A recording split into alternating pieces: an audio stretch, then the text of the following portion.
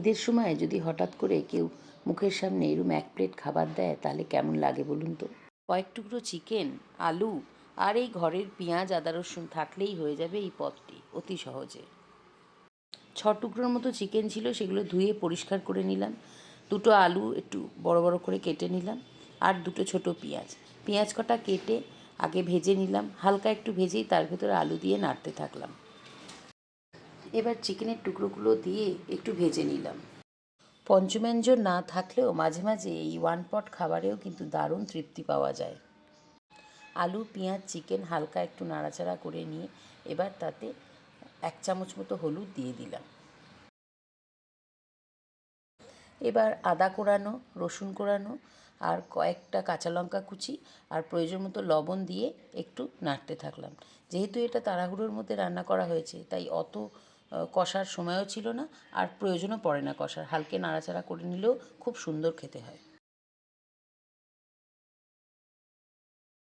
ছোট 1 বাটি চাল ধুয়ে রেখে দিয়েছিলাম, এখন 3 বাটি জল প্রেসারে গরম করতে দিলাম। ধোয়া চালটা মাংসের ভেতর দিয়ে নাড়তে থাকলাম। 1 চামচ মতো বিরিয়ানি মশলা দিয়ে চাল মাংস ভালো করে নাড়াচাড়া করে প্রেসারে দিয়ে দিলাম।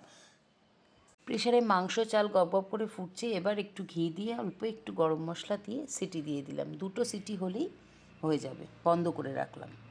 10 মিনিট বাদে ঢাকনা খুলে পরিবেশন করলাম গরম গরম এই দুপুরের খাবার। জানি না এর নাম কি দেয়া যায়, আপনারা বলুন তো কী হতে পারে এর নাম।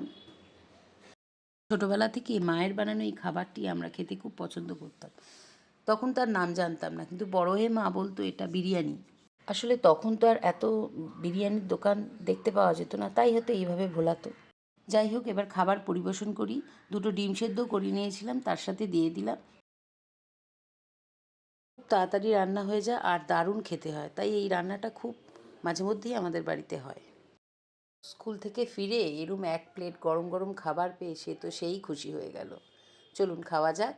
আপনারা ভালো থাকবেন, আর দেখবেন বাড়িতে একবার চেষ্টা করে, যদি ভালো লাগে তাহলে অবশ্যই আমাকে জানাবেন, আর লাইক আর কমেন্ট করবেন, শেয়ার করতে ভুলবেন না। ধন্যবাদ, ভালো থাকবেন সকলে।